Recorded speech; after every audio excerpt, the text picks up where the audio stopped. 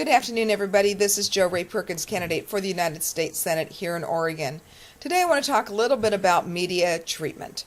As many of you have seen by now, the video of the Willamette Week interview wherein Mr. Callahan got up and left. So I wanted to give you a little bit about my take, as I had been asked multiple times, Jo Ray, why didn't you hang up when Mark was kicked out? Well, Mark and I were both scheduled to be in Roseburg that night at 6:30 p.m. That's why I was not there in person.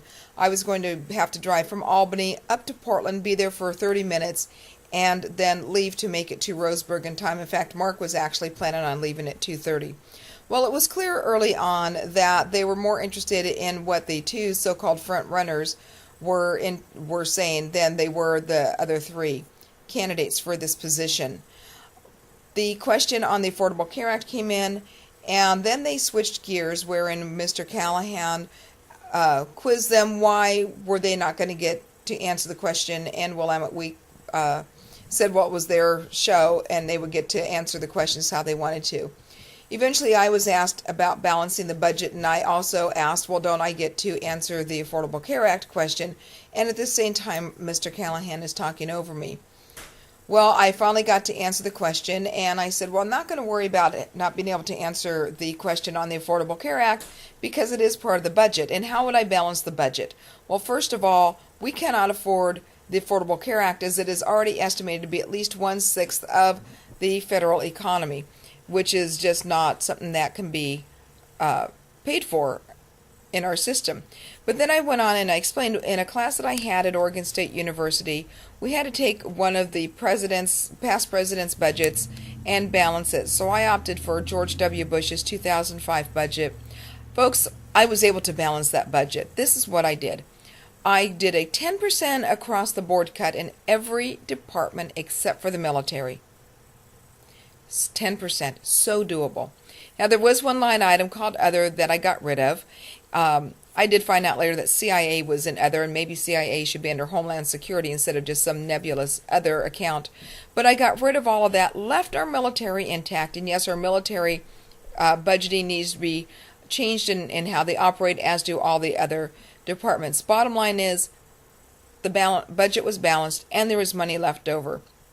As to why didn't I hang up when Mark was asked to leave, I knew Mark was going to be leaving early to get to Roseburg on time, and because of the multiple times where the sound was cutting out, I couldn't hear clearly what was going on. And so when Mark left, I thought that he had left because he needed to leave, which he did, in order to get to the Roseburg event in a timely manner. I immediately thanked Mark. I put it on my Facebook page when he stood up for my honor, and he is a gentleman.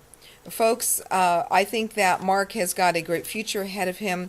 However, this seat is a very important seat, and we need to have somebody who's going to be just a little bit more measured and not quite so, I don't want to use the word emotional, but I think he could have handled the situation a little bit differently. Again, I thanked Mark, and I still thank Mark for standing up for me.